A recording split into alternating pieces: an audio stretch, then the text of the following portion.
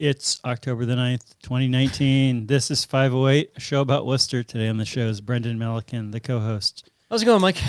Oh, it's going okay. And my name is Michael Benedetti. I'm also the co-host. We kind of thought we were going to get lucky today and we were going to get Bruce the Snow Ghost Russell on the show, but it didn't happen. It rained. It could happen any moment, but it's probably not going to happen. Anyway, Snow Ghost, stay strong, brother. It is a spooky month. It's the month of October. It's the month for a ghost. Brendan, we have lots of public health news this week. But We're first, scheduling our ghosts in Worcester now. Oh, in what sense? Well, there's at least some discussion about scheduling Halloween instead of having that like floating holiday that just kind of, it's the 31st. It just happens whenever the 31st happens to happen. Like they want to move it to like a Saturday, so it's right, or maybe not the same Saturday. Boston is going to schedule their Halloween. God forbid how could we that- possibly? You can't go to trick or treat in Boston and Worcester at the same time. You don't want competing holidays. I tell you, man, I think people vote for dumb reasons, and a dumb reason I would vote for a candidate would definitely be if they were like, listen, Worcester Pride, St. Patrick's Day, on the real St. Patrick's Day, or close enough. Yeah. Halloween, on the real Halloween. Let's do it. We deserve it. Pick their, and it is all about politics, right? Like, so a lot of those holidays, like St. Patrick's Day, they have roasts that go along with them and whatnot. So you want your politicians to be able to go to both. Right, You want right. your big supporters to go to both. But like you're right. We should start flexing. Overshadow Boston. Yeah. I mean, don't make everybody else have to figure out their life based on you going to your dumb political event. We'll instead have a better party. Brendan, we have lots of public health news this week, but let's first round up the headlines with Worcester in 60 seconds. This week, or maybe last week, a woman was stabbed to death. A Worcester man was sentenced to 10 to 15 years for human trafficking, kidnapping, and assault. The guy who operates Albino's Market across the street from UMass Memorial Hospital was charged in federal court for selling fentanyl pills out of the market. And the Midtown Mall's owners have finally responded to the threat of the Worcester Redevelopment Authority taking their building by eminent domain. The owner's plan includes demolishing the current Art Deco facade and replacing it with glass. That's the week, Brendan. That was less than 60 seconds. Yeah, well, That's because it's fall. It's later in the season where not as much happening. it takes as long as it takes. I mean, so public health, we can start by saying, I'm going to talk a lot about public health. I don't really have a good grip on public health or the economics of public health. I'm really curious about it, though, because, we're all members of the public. We all have a health. Strive to be healthy. Yeah. It's something that impacts us all. I mean, a ton of government policies impact our health one way or the other, or involve some trade-off of funds for less health funding in exchange for more funding of whatever, Halloween decorations.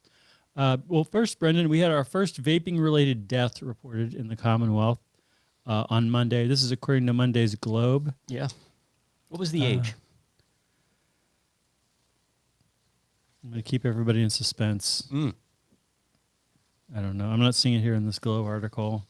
This was a lady who, according to this report on Monday at least, was a nicotine user. Mm-hmm. But, man, I don't know. There's some stuff about age in here, but I don't know if there's this lady's age. Anyway, this is a really compelling radio. She was in her 60s. I didn't read the first sentence. She's in her 60s. And I guess since September the 11th, the Commonwealth has required medical people to report if they have a patient coming in who vapes and who has some kind of lung problem that they cannot figure out what it is from. And they've had 121 cases reported in Massachusetts since Not 121 September 11th. deaths, but 121 cases. Yeah. The Globe article is a little ambiguous about whether it's 121 deaths or cases, but I think it's pretty clear. It's cases. So it's one death and 120 non-deaths of vapors. I mean, Brendan, you're like Worcester's best known, beloved face of the vape movement. I've actually moved on to. You're like the Joe Rogan. Does Joe Rogan vape? I don't think. No, he does. Joe Rogan is a joint guy.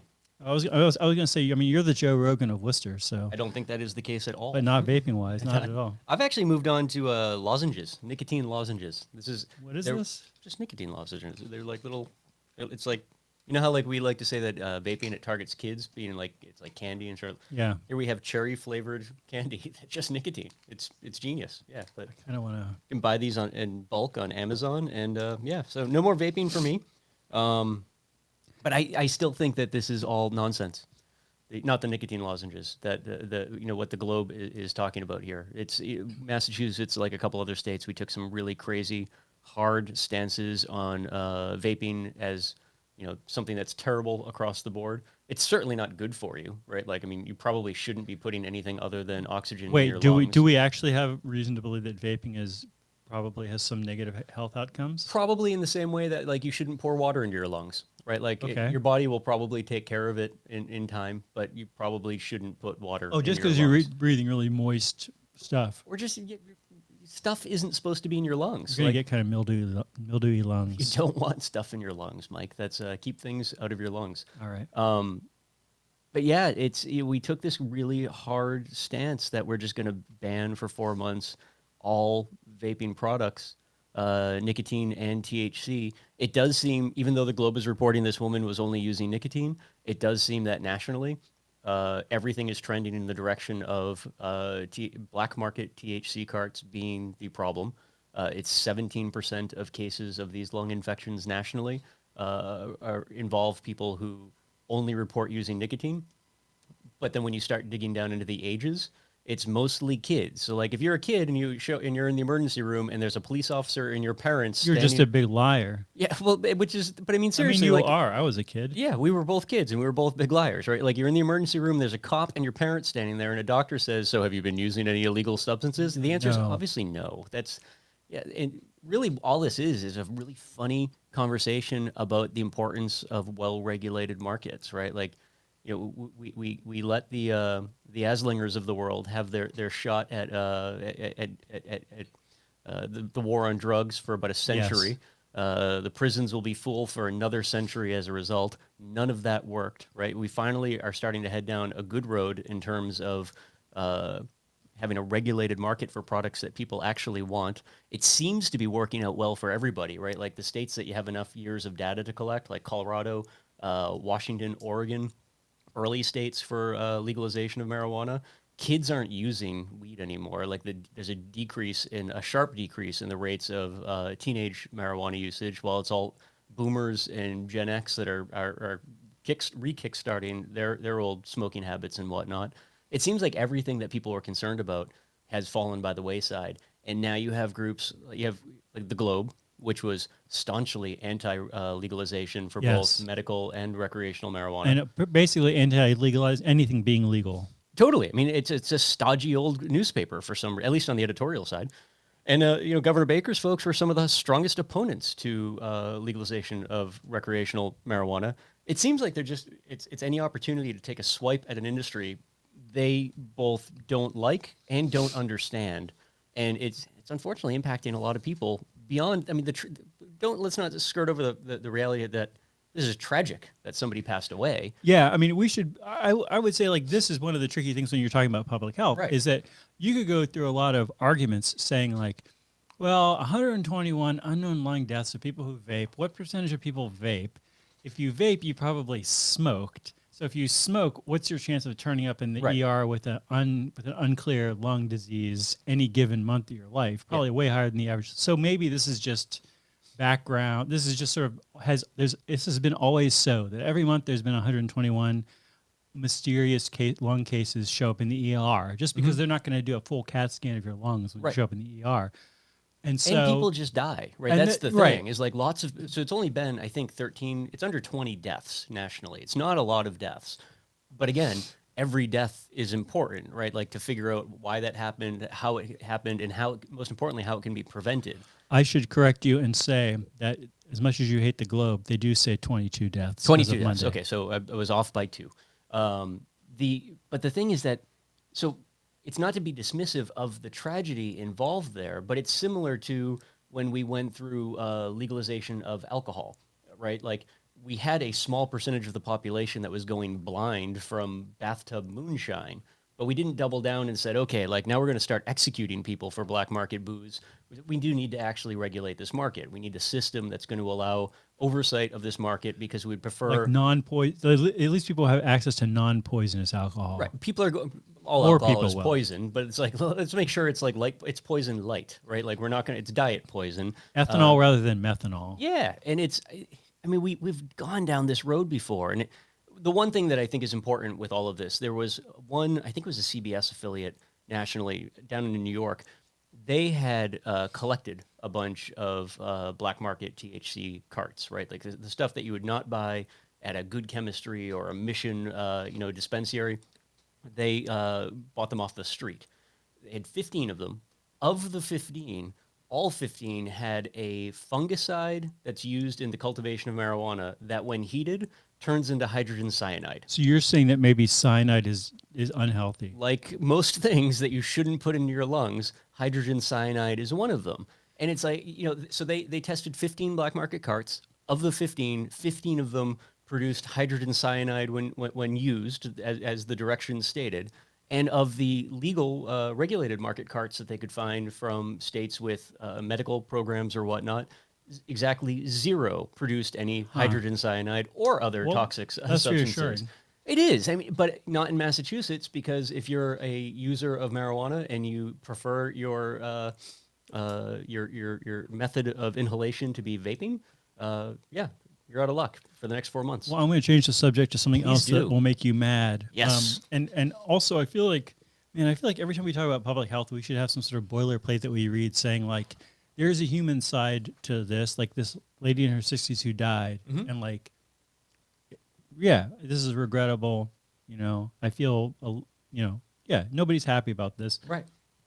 This is not good. Nobody's making fun of this. Nobody's saying who cares about this lady. Exact opposite. But right. when you're making policies that affect millions of people, you can't just be like, here's an anecdote. Now let's make a policy that affects millions of people. You got to go statistical. And when you go statistical, you're taking that human element out of it. Right. And that's why some people who don't think statistically very easily hear that and think these are some cold-blooded, so-and-sos talking about this issue. So for you guys... No, it's the exact opposite. And again, just a quick analogy that won't end up being quick.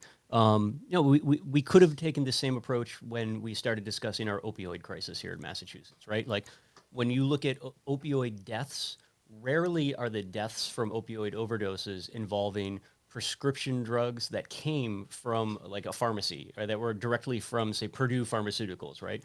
Most overdose deaths involving opioids that are pills, right, are counterfeit black market pills that are being pressed domestically and are adulterated with other opioids like fentanyl and carfentanil, which are imported from China. And a little bit of fentanyl does the job of a lot of exactly. So a lot of heroin. It's way easier to smuggle business that perspective, but it's also really easy to screw up if you're pressing pills in your bathroom.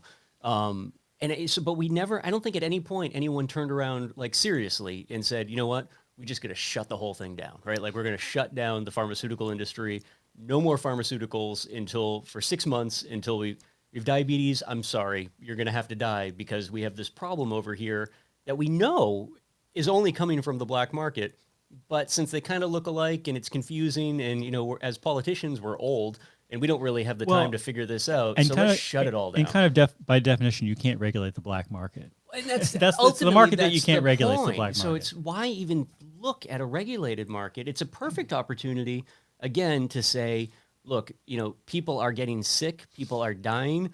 Let's really make sure that on the regulation side, we're checking off every potential box. This would have been a great opportunity, actually, for the state to make a little bit more money and go deeper in their testing of regulated products in the weed industry or the tobacco industry.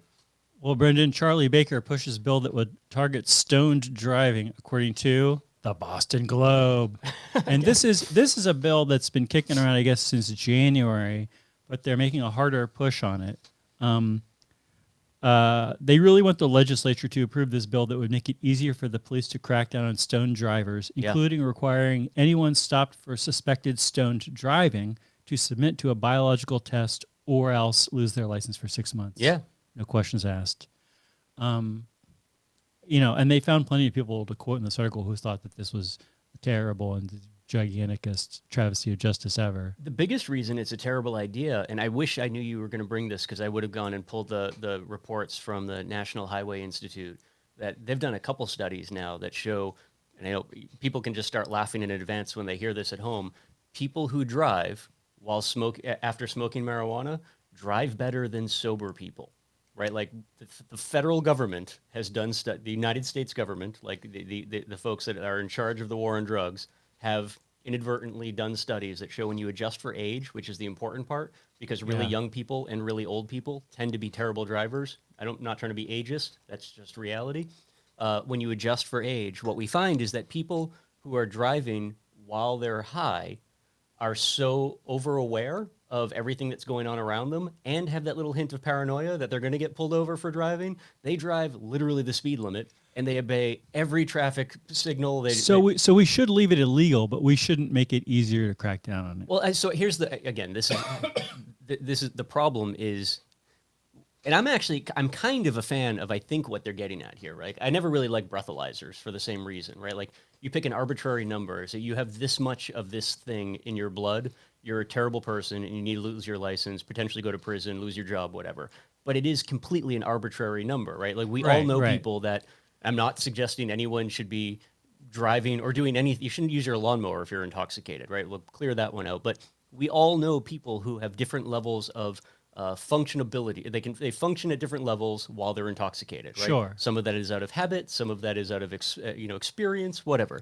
I actually loved the idea of what we used to do pre-breathalyzer, which was look for signs of intoxication, right? Or we looked for signs like of walk the line, impairment, walk the white right? line. Like your concern was, is this person impaired while they're driving, or is this person they just weird. I don't know, whatever the case may be. So really, they would have like some kind of a little Game Boy that they would give the person. Sure, and they would be like, now you have to play this. The police officer's going to hand over his cell phone. You have to you have to win a battle royale in Fortnite. If you can't do that, then you're going to prison.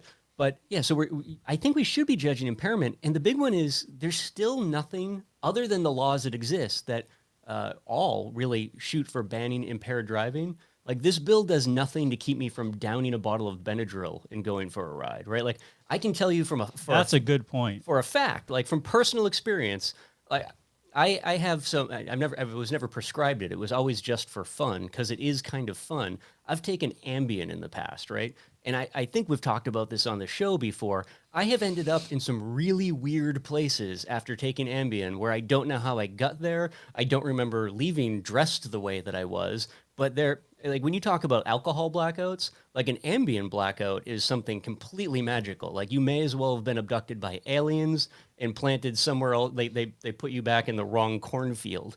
And like Ambien is something that's prescribed all the time. And you could make a really good argument that anyone that has an Ambien prescription, I get no offense to the folks that are using Ambien as prescribed by your doctors, the likelihood of you just vanishing from your bed and going out to make a sandwich at your neighbor's house at 4 o'clock in the morning is much higher than that of the general population. You probably shouldn't have a license, period, right? Like we know that, but because of the way the medical system is structured, you would never start pulling licenses just because you get a prescription for Ambien. And there are so many drugs out there like that are both over the counter and prescription that are far more dangerous than weed. Yeah, that's true. You know, I this weekend I was out at the Agape community in Hardwick. Ambien?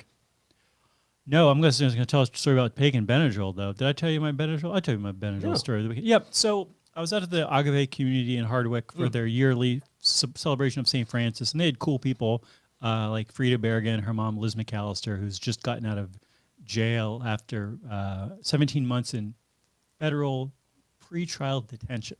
Not even conviction yet. The trial's coming up. Okay. For basically for messing with a nuclear submarine in the name of peace. They do frown upon that. This is not her first rodeo, by no means. Anyway, but I got stung in the neck by a bee, and the last couple times I got stung by a bee, it wasn't just like, it was a way worse reaction than you would think. Yeah. And there's no sign of like anaphylaxis or anything like that. But the people who I was with are concerned enough about like maybe there will be, there's a dividing line probably of the day that you don't have anaphylactic shock from a bee sting and the day that you do. And Michael, if you are on the wrong side of the line, we're really going to be unhappy if you die here. So start taking some Benadryl. So I was pushed, so much Benadryl was pushed on me that day. And you know what? The more Benadryl you take, the more you're willing to just like lay back and say, sure, give me some more Benadryl. Yeah. And man, by the end of the day, Brendan, I bought a sweet new flashlight online that I was not going to buy, but I was messed up. Luckily, I didn't Benadryl text whatever you call Benadryl texting or Benadryl phoning people. But I did buy a sweet flashlight, which I'll show in a future episode of this show. I have a similar problem where, like, so with bees, right? Like, I think it's called a progressive allergy, right? When I was a kid, I could Yeah. get stung by a bee; it was fine. People get the same thing with poison ivy. If I get stung by a bee now, the first thing that happens is every place that I've ever been stung by a bee in my life swells up. Yeah, so, like, you get stung yeah. up here, and suddenly a welt on your ankle from 1983 comes back. And I don't even know how my body remembers that bee sting. I had forgotten about it, but there it is. So, but I'm also really lazy. So I've never had an EpiPen, which I know I could just get and keep around. And similarly, too, I've had some respiratory type stuff going on over the last year or so that I've never had asthma. So I just, until recently, never bothered to get an inhaler, which I have now. Benadryl has just always been my cure of choice. So if at any point in my life, there's just multiple bottles of Benadryl in the cabinet. And if I feel something funny coming on, like I actually do have some weird food allergies, like nuts, but like they're not real nut allergies, and that cashews don't give me an allergic reaction. But cashews, depending on when and where they were grown, could kill me, which is just, whatever. But I love cashews, so I'm not going to stop eating them. I'm just going to chase them with Benadryl. And but I'm not. I'm old school when it comes to putting substances in your body, where you don't measure this stuff out or whatnot. So I throw away the cup as soon as I open the bottle. I'm starting to get a cough. Maybe this is delayed.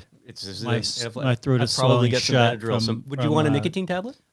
No, I don't want a nicotine tablet. But yeah, I mean, I pound Benadryl all the time, and that's a hell of a drug. And we shouldn't let people drive on Benadryl. Oh, man, Governor Baker, Boston Globe, get on this. There's a tragedy waiting to happen with the Benadryl. People should drive on pseudoephedrine. I don't know. That is kind of similar stuff to Benadryl, Isn't right? that, yeah, but I think that's more like what we give like pilots to keep up. Like, isn't it the opposite? Isn't Back in the 80s, in the 80s, you would call it trucker speed, and you could buy it over the counter. Right.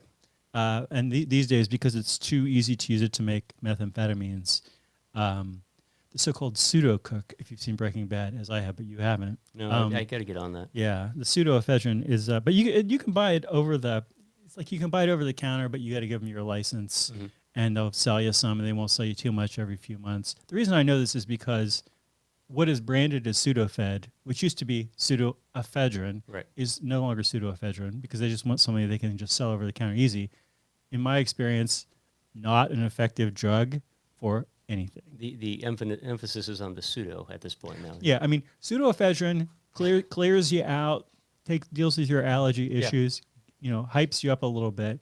And it's one of these things where it's like, does caffeine work, Brendan? Yes, caffeine works. Does a punch in the face work? It does. It's pretty much the same clarity as a caffeine.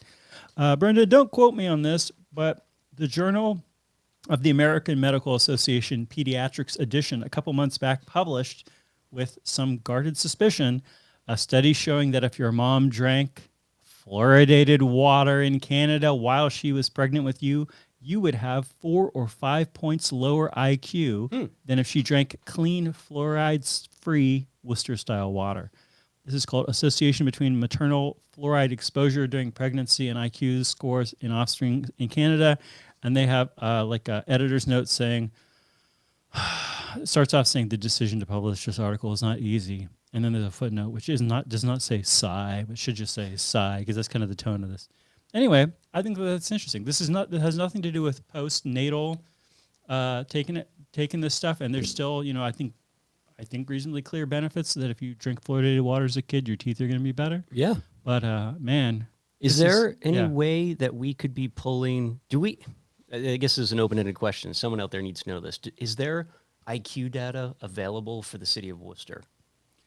Like, because the real trick here is going to be now comparing, because Worcester may be the last place on Earth without fluoride. Like, we now need to pull a population together from Worcester and compare the relative IQs of the Worcester population of a similar cohort from this Canadian population, and then ask ourselves, oh, wait a second, why is the Worcester IQ 14 points lower than the already 4-point lower Canadian population? I don't know anything about that. I'm not sure if that's available. It is interesting to note here. So one thing that they measure is they measure maternal urinary fluoride to figure out like how much, and they average it across the 3 trimesters to figure out how much fluoride you're drinking while you're pregnant.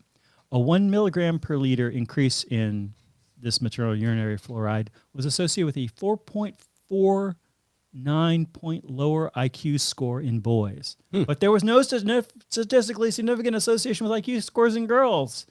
So in that one, only by that measure, only boys get dumber from their mom drinking fluoride. And actually, then they are looking at total intake.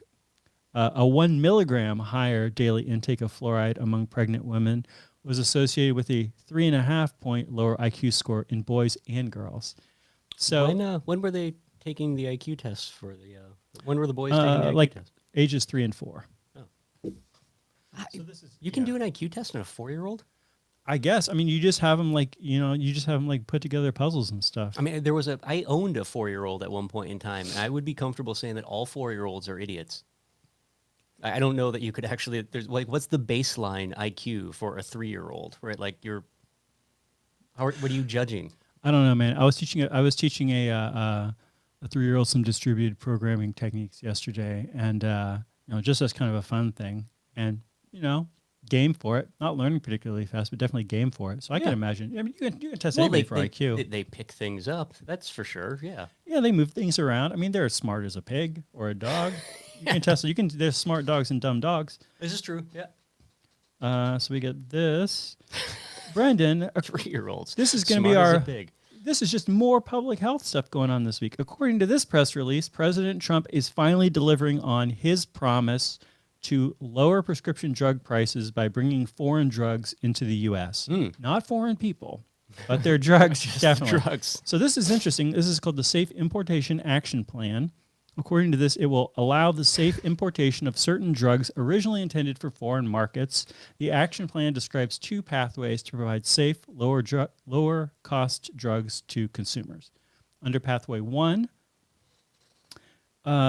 this would authorize demonstration projects to allow importation of drugs from Canada. And it would make sure that the importation was not adding additional risks to the public health and safety, and that it would be there would be cost savings. So that's basically just like, okay, we can actually import Canadian drugs, not just informally over the internet, but in bulk for real. The second pathway 2 is manufacturers. This is amazing. This is why I don't understand public health economics, because I didn't even know this was real. Under Pathway 2, manufacturers could import versions of FDA-approved drug products that they sell in foreign countries that are the same as the U.S. versions. Under this pathway, manufacturers would use a new national drug code for those products, potentially allowing them to offer a lower price than what their current distribution contracts require. So this is really interesting, because this is basically saying, like, okay, Brendan, you have the patent of whatever drug, and you manufacture this drug, and you manufacture it for the U.S. market, and you manufacture it for the Cambodian market, and somehow the existing distribution contracts you have say you have forsworn to sell these Cambodian-made pills in the United States, but this would say, oh, you can do that. So so it's kind of weird, because it sort of feels like you're basically saying, like, we're going to let you break contracts that you're in, or we're going to make some of the contracts that you're in invalid, or make some provisions of them invalid. This is the kind of thing which feels to me like it just is going to economically, like, it just ripples through the system, and within a year or within 6 months, everything is back to the way that it was. That you just write different contracts and you use different means to control the drug distribution. And you're saying, well, it's not the distribution of the drug, but it's the distribution of the box the drug is in. Right. Or, I mean, we can just make up a million reasons how people would do this. And this is an area where it's billions of dollars and people are very creative. Yeah. I mentioned earlier an easy one that comes to mind. I mentioned earlier that I have an inhaler now, like an emergency inhaler. I don't use that often, but when I need to, I really need to use it. And I was shocked that when I went to go get that prescription filled, it was like $70 for an albuterol inhaler, right? Which just seemed absurd to me. Like when I used to work as an EMT, albuterol was the sort of thing that, like, you had cases of it just laying around, not in inhaler form, but nebulizer form. I had bad asthma when I was a kid, and I always had inhalers around, and I'm pretty sure none of them cost $70. But you know why? If any adult gave me something worth $70, they would be like, "Listen, kid," they would have really told him, "Head, do not tape that to your hand." And I never got that lecture from anybody. Children in Africa are dying of asthma. You don't lose that. You know why they're so expensive? It was You were telling me it's because they had to be reformulated chlorofluorocarbons. because of chlorofluorocarbons, and when they were reformulated, people get to re-up The their patents. patents on them. Yeah. And now you have a patent on the non-chlorofluorocarbon Right. version of So this somehow albuterol. asthma inhaler, which is very there is a sort of an irony involved there, right? That like we did so much damage to the atmosphere because our moms were like blasting their heads with Aquanet throughout the 70s and 80s. We had to get rid of those CFCs to save the ozone layer. Meanwhile, the kids all ended up with asthma because they were just standing there next to their mom as she was blasting Aquanet all over the place. And we ended up somewhere in the late 90s, they ended up deciding that, well, you know, the only thing left that has CFCs are these asthma inhalers. So, you know, we can't let those asthmatics destroy the ozone layer. So they banned CFCs and emergency inhalers. But that was the FDA did. I mean, the United States did Let that. me just So- toss in here. Good job, humanity, on making it so that the ozone layer hole is no longer an issue. Yeah, no, so we dealing don't with talk it, about dealing that with a anymore. global problem very quickly and Ticked ruthlessly. off that box. That we could deal with similar problems in similar ways. But you can still get inhalers that have CFCs just in every other country in the world. Like that was maybe the only time the United States took a strong stance on something.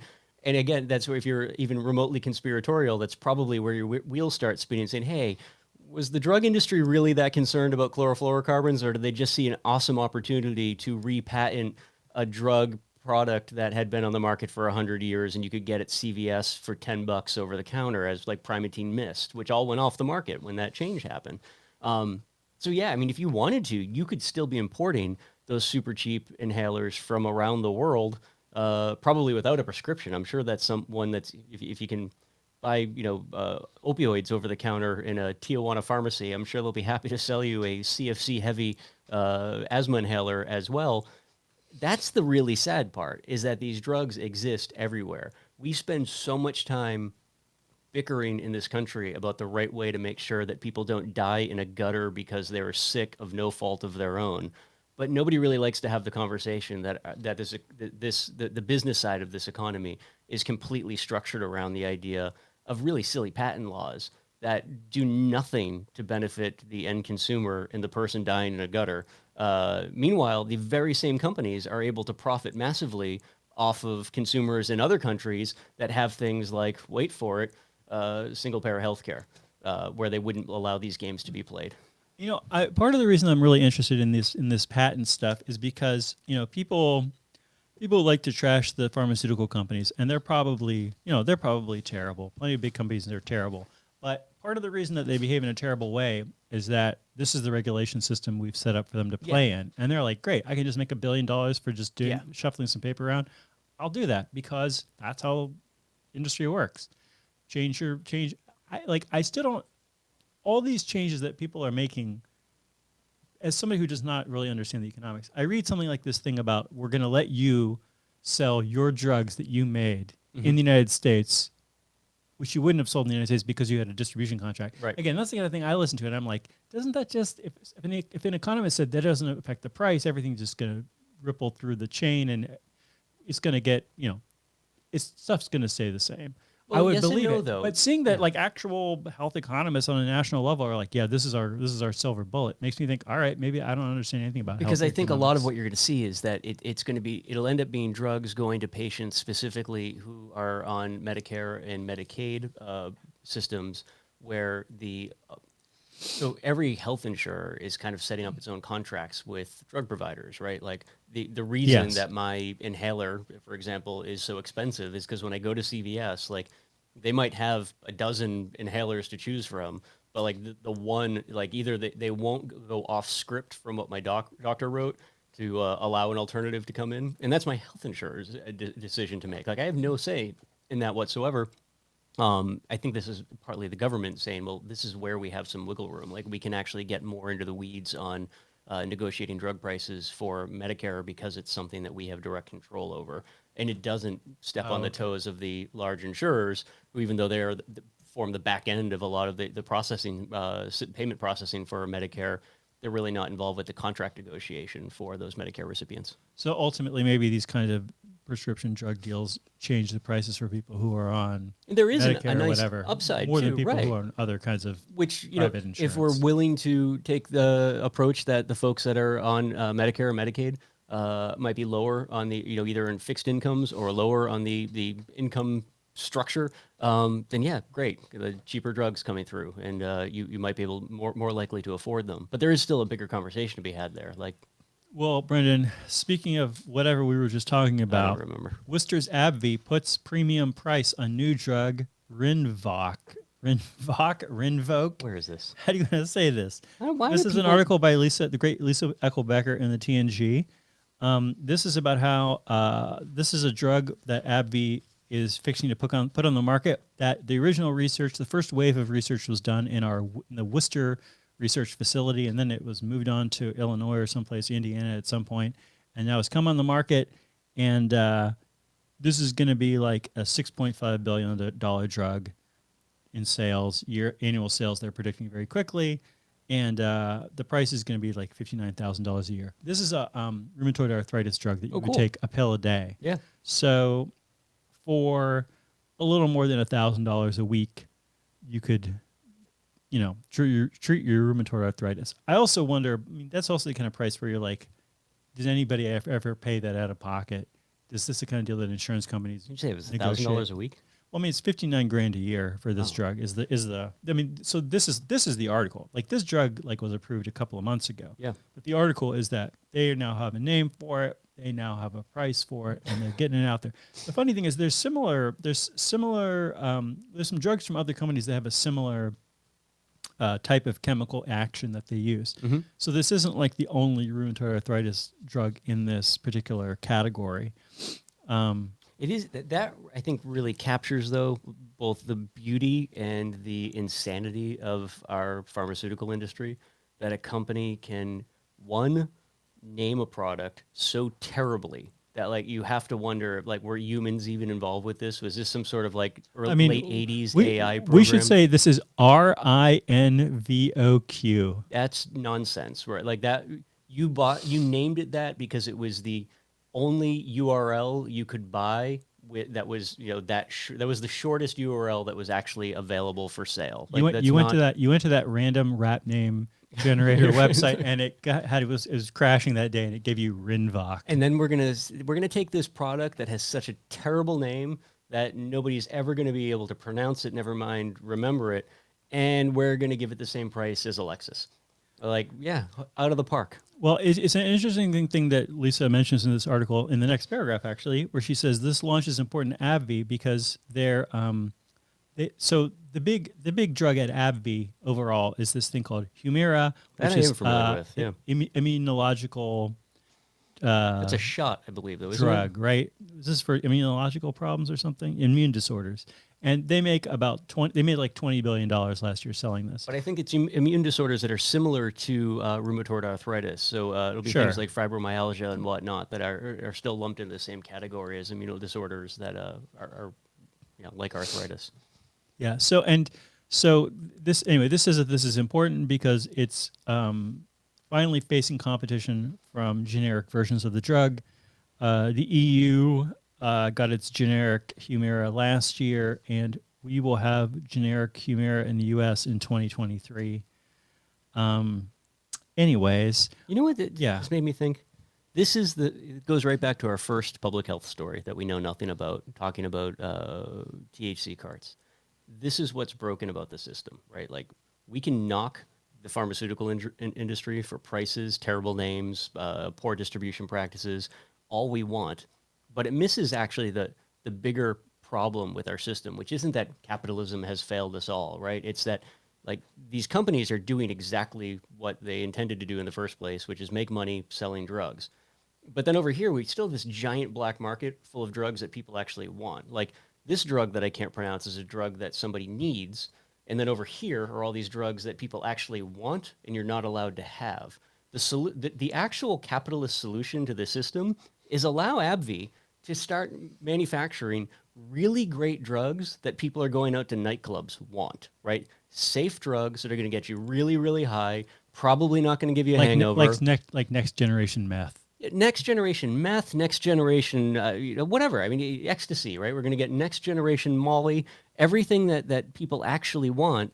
That's where their profits are going to come from because people actually want those drugs, just like candy bars, right? Like people want candy bars. That's if you're Nabisco, you're going to make a ton of candy bars, and you might do some cool stuff over here on the side, like steal water from all of Canada. Yes. But the price of this drug that nobody wants but needs could probably be a lot lower if AbbVie was making all of its money on really clean, pure cocaine. I always like I said, I always sort of feel like don't play this is I don't feel like in general don't blame the player, blame the game. Sure. It's legitimate because I frequently feel like, if you're playing a bad game, I don't know, you're a bad player too, buddy. But the pharmaceutical stuff I feel is like we do have a crazy system. And I don't know, man. I know a lot of people who work at AbbVie in Worcester, sweet people. Like somebody way, way above them in the chain has decided that this is $59,000 a year for this arthritis pill. They don't have anything to do with that.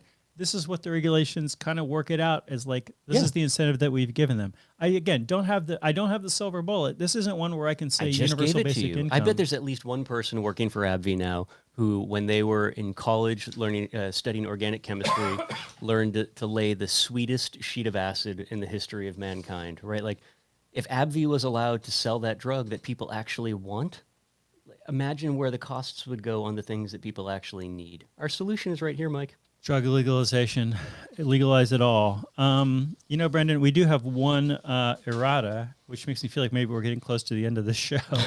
The errata is that last week we talked about how the Mormons keep a year's worth of food on hand in case of emergencies.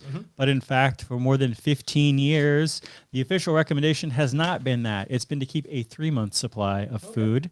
Then, once you got the 3-month supply of food, then you work on storing drinking water. Okay. Then you work on getting your finances in order and saving up some money. And finally, you store grains and beans in bulk for the long term. So it's like, but that's what they're suggesting. That's actually a very reasonable sort of suggestion. It is a suggestion, and and it's a very, I don't have the actual pamphlet on here. It's a very sweet pamphlet, and it's very gentle, and it's like, hey, like not everybody can figure this out financially. Don't sweat it. This is not religious doctrine. This is just something that the church, first, I don't even understand the history of this, decided to recommend to its members a long time ago. Yeah. And that most Mormons take reasonably seriously, or many Mormons take reasonably seriously. And it is smart. I mean, it's basically like, even like, how do you get a 3-month supply of food? The answer is like, you do extra grocery shopping every week for whatever you buy, and you stick that away. And at some point, you have 3 months of groceries tucked away in your garage or whatever. And then you use the stuff that you bought a couple months ago today, and there you go. And then once you do that, then you figure out how to store drinking water, which, unlike buying groceries, requires you to like learn about drinking water storage, maybe buy some specialized drinking water container, blah, blah. Although they actually suggest that you can keep the water in soda bottles, which I'm pretty sure, at least the government of America says don't do that. That's like it's too hard to keep those free from contamination. I don't think you're wrong, but at the same time, isn't because our water is chlorinated? I mean, we don't, of course, there's no fluoride in Worcester water, but isn't our water chlorinated? So wouldn't that help in terms of the preservation process?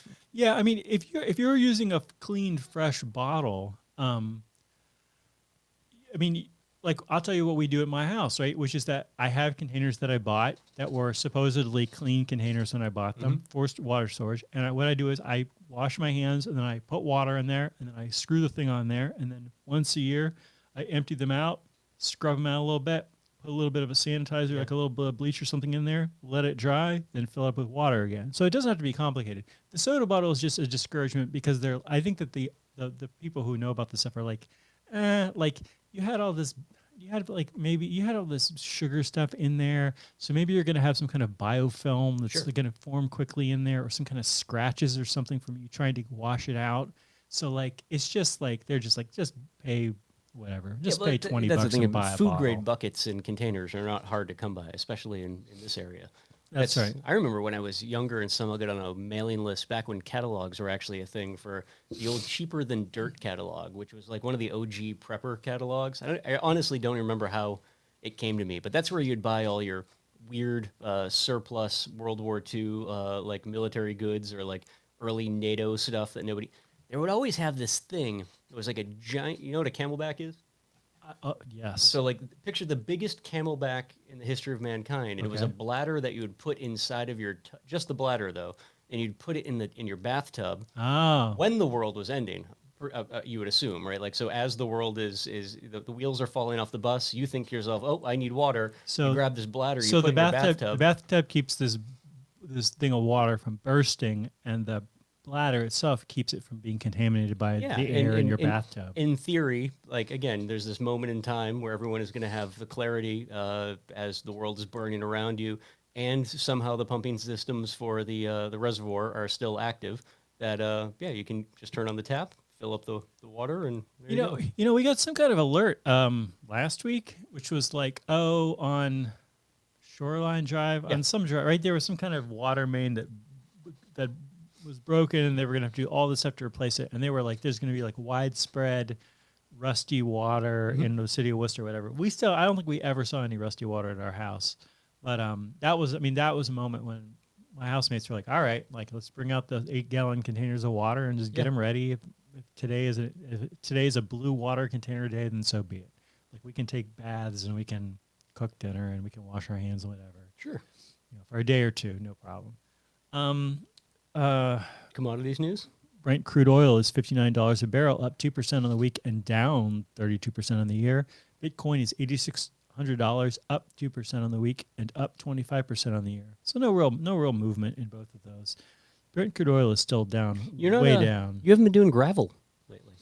The gravel, sorry for sniffing into the microphone. The gravel stats only come out like quarterly. Did you know? I just learned this week from the fine folks at the How Stuff Works podcast. Yes. Did you know that sand is actually like something that's like disappearing? I mean, this is why we do the gravel report, because there's people in Worcester County who I have been told by government officials in other municipalities, there's people in Worcester County who illegally mine gravel.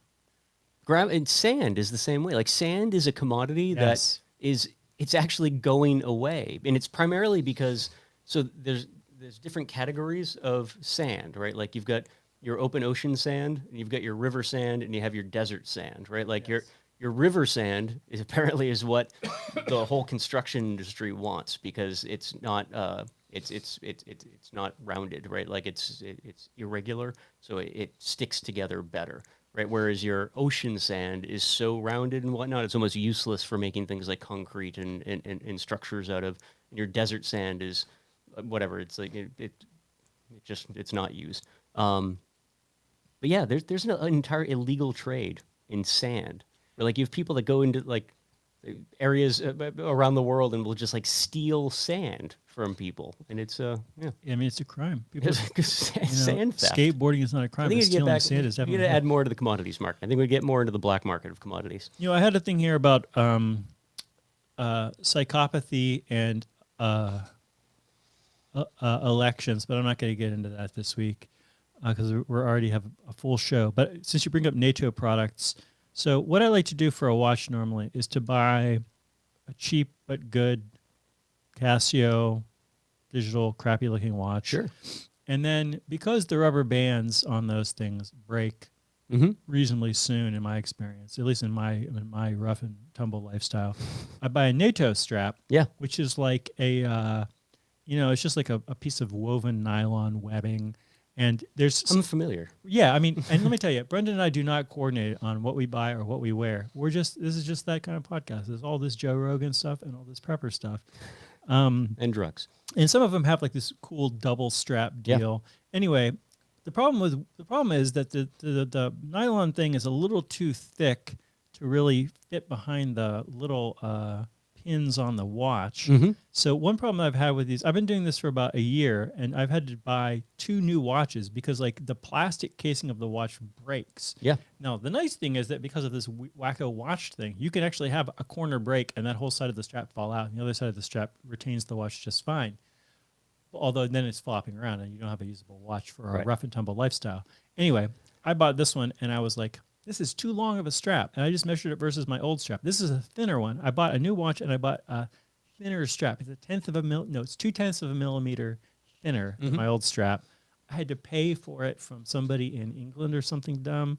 it cost me like $10 versus like $1.50, which is what it should cost. But it does fit in there easier. And so I'm hoping it's not going to break it. But I realized that the strap is like way longer than my old strap. It has about 2 inches of extra strap kind of Sure. flopping around. And so what do you do for your... Mine, I didn't realize we were having this conversation, but I tuck mine in back, so it doubles back under the the little bands there. I don't know where you got yours. I think one of the other things that always got me weirded out by the term NATO strap is that like you just said, you had to have that imported from another NATO country, but they seem to be really hard to find in this NATO country. They have a ton. There's a ton of them made in China. I just had to get this. I didn't pay like $100 for this. I was going to say, I got this one on sale, but the company that I bought it from is the only place I will buy a NATO strap from in the future. It's called Blue Shark, and they have you can buy them on Amazon pretty easily. So this is an old tag watch that I got back in the 90s, and it has, similar to what you're describing, a very irregular lug width here. Yes. So you can see where it's kind of curled up on the ends. I won't find a strap that fits this perfectly. It's either going to be a little bit too small or a little bit too big, because the lugs on this are metal. It really doesn't matter as much as it does on your your watch. But the variety of sizes, both in length and depth, are substantial with this company, Blue Shark. The one thing that I really liked, though, too, was the actual clasp of the watch band here. So this is one piece, which is kind of, if you think about it, kind of important, right? Like so it's a square rather than it's a square a C with a pin. that then the band is woven over and secured. Yes. So, the weak points on the watch, like the reason you'd use a NATO band, like you were describing, is so if one of those pins breaks on the lugs, you might have a floppy watch, but you're not going to lose your watch. Right. A lot of cheaper imported NATO bands, they have that same pin system, but inside the clasp. So if that pin breaks, you do lose both the watch and the band that was intended to lose the watch. So I think that this one, the clasp, doesn't have a pin, but it is about a third as thick in every dimension as yours. So it cheaps out by using essentially as little metal as possible. I mean, I've had this one a couple years now. I've been really happy with it. It's the second one I had. The one that I had before this was they call them Zulu bands. Those are way too bulky and big. I actually would hurt myself with it on it's a kind of a regular simplified version. It of is. a NATO band. It's more simple, but like all of the hardware tends to be bigger. Okay. And I would hurt myself with it on a regular basis. Skinny guy. Thanks, everybody. This is Worcester Watch Talk, where we talk about our paleo diets and our watches. I'm Mike Benedetti, and this is Brendan Malikan, the libertarian voice of Worcester. That's all for this episode. We'll see you next time. And remember, you can bench more than you think you can. While it's blinking, it's still the